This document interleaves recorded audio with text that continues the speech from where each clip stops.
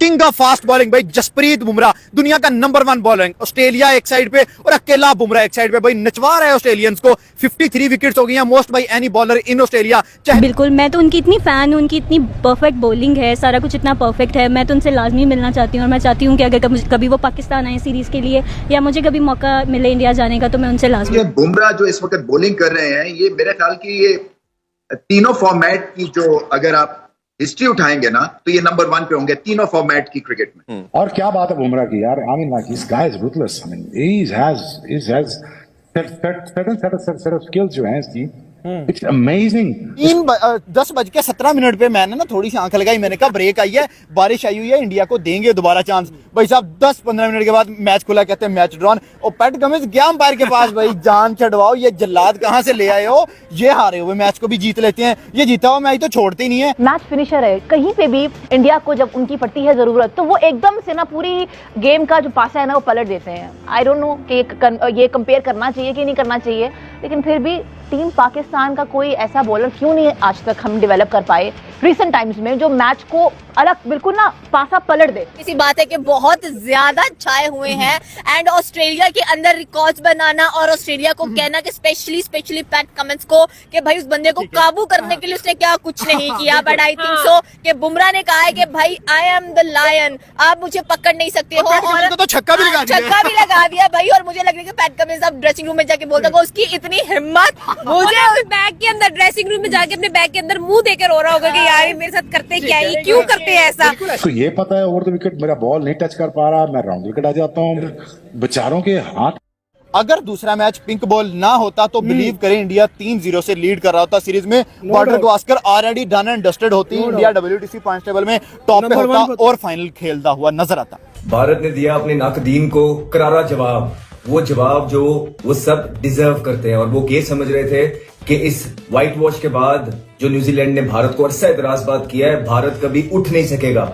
और भारत को ऑस्ट्रेलिया के टूर पे राइट ऑफ कर चुके थे, बड़े बड़े senior players such as Ricky Ponting भी राइट ऑफ कर चुके थे। और वो समझ रहे थे कि भारत 3-1 से हारेगा ऑस्ट्रेलिया की सीरीज, लेकिन भारत ने कहा नहीं, भारत की आवाज नहीं आई, इंडिया के किसी प्लेयर की आवाज नहीं सुनी। हमने चुप करके अपने काम से काम रखा, अपनी चीजें अपने हिसाब से रखी। हमारे एक बड़े ही अच्छे बॉलर है शाहीन शाह अफरीदी, अक्सर हम कहते हैं कि भाई जसप्रीत बुमराह का कंपैरिजन उससे करना चाहिए, और पाकिस्तानी इमाम को शर्म भी नहीं आती, वो विकेट नहीं निकालते थे, ये बंदा विकेट ले लेके पागल होता जा रहा है। नहीं, इंडियन टीम के किसी प्लेयर के साथ पाकिस्तान का कोई कंपैरिजन नहीं है। अब जो इंडिया है उसको कोई भी कम्पीट नहीं कर सकता। पाकिस्तान तो उनके पास पानी भी नहीं भरते हैं, उनके नजदीक भी नहीं भटकते हैं। बुमराह पोटेंशियली अगर देखा जाए तो one of the best India का बॉलर है, और सिर्फ इंडिया का ही नहीं, इस वक्त वर्ल्ड क्रिकेट में इस जैसा कोई बॉलर है नहीं। अनऑर्थोडॉक्स उसका एक्शन है बिल्कुल ही, जब वो बॉल लेके भागता है तो बिल्कुल ही डिफरेंट लगता है। वो उसका पता नहीं होता कि बॉल कितना तेज वो कर देगा, यॉर्कर होगा नहीं होगा, डिफरेंट एंगल है उसका बॉल कराने का। तो इस तरह के बॉलर दुनिया में बहुत कम होते हैं। हाँ ये जरूर है वो मैक्सिमम क्रिकेट नहीं खेल पाएगा just because of his action, मगर ये जितना भी खेलेगा वो अच्छा बड़ा खेल, ये मैटर करता है कि आप कहीं ना कहीं हो ना, आपका नाम हो कि आपने कुछ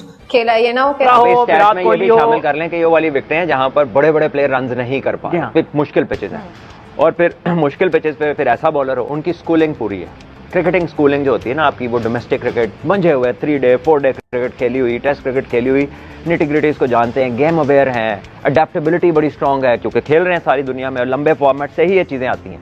हमारे लड़के नहीं खेलते, इनके कलेक्टिव 25 मैच नहीं है, सारी बॉलिंग के आप उठा के देख लें। मुझे ये बताएं कि बुमराह के बारे में क्या कहेंगे।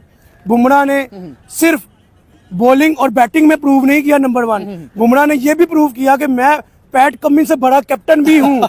आप देखिए कल पैट कमिंस ने बुमराह के लिए फील्ड सेट किया, लेकिन बुमराह ने कहा कि यार फील्ड सेट करने से क्या होगा रे, छक्का ये नहीं कर सका भाई मैं तो आकाशदीप को भी नहीं भूला जिस तरह की उसने सेव किया, फॉलो ऑन से बचाया, और जो 6 उसने पैट कमिंस को लगाया ना स्ट्रेट फॉरवर्ड, आए हाय मजा आ गया यार।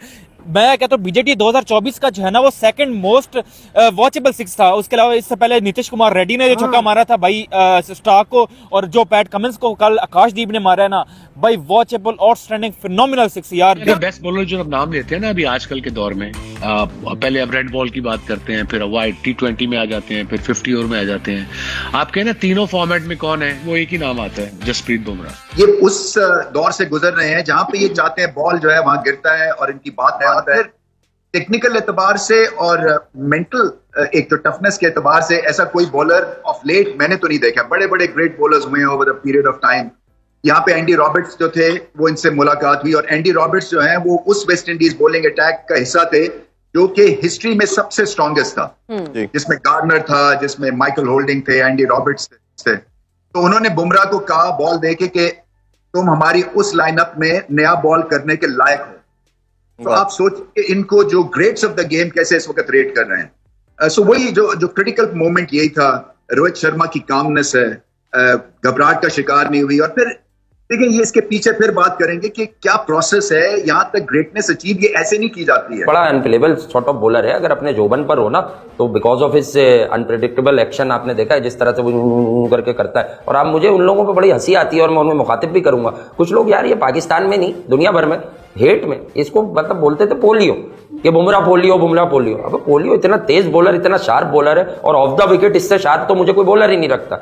एक स्पीड आती है ना बॉल गिरने तक की आती है, पढ़ने के बाद इससे तेज मुझे नहीं लगता कोई और बॉलर होगा। अच्छा दूसरा ये कि बुमराह का मुझे याद है अच्छी तरह कि इसको बहुत सारे लोग पाकिस्तान में कह रहे थे कि इसको भेज दो हम तेज कर देंगे या इसको भेज दो हम सिखा देंगे बॉलिंग। बुमराह फारिग बॉलर है। हाँ ये जरूर है, इसने जब शादी करी तो उसके बाद ये इंजर्ड हो गया था और फिर जब इंजरी से वापस आया तो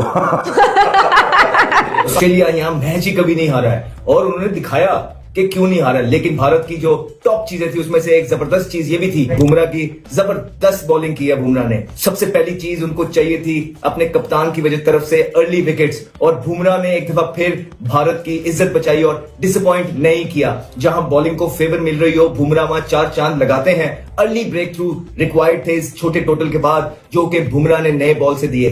पहला ओवर किया, थोड़ा सा इधर उधर बॉल गए, वेवेट गए, लेकिन उसके बाद फौरन ही 2 ओवर्स के बाद उन्होंने अपनी लाइन और लेंथ संभाली और 3 इंपॉर्टेंट विकेट ली। और कुछ समझ नहीं आ सका ऑस्ट्रेलियन बल्लेबाजों को, बॉल भी खा रहे थे, प्ले न मिस भी बार बार हो रहे थे और छातियों पे भी बॉल लगे हैं। देखा जाए तो जिस तरह से इंडिया ने कहते हैं ना कि अब आया ऊंट पहाड़ के नीचे, 4 दिन ऑस्ट्रेलिया ने लगा मेहनत पूरी, खून पसीना एक कर दिया, लेकिन एंड पर उन्होंने इंडिया की तरफ से चला के उन्होंने बुमराह मारा है और ऐसा बुमराह मारा है कि पूरा मैच ही ड्रॉ हो गया। अब आप ये सोचिए कि अगर बारिश ना होती तो इंडिया विन कर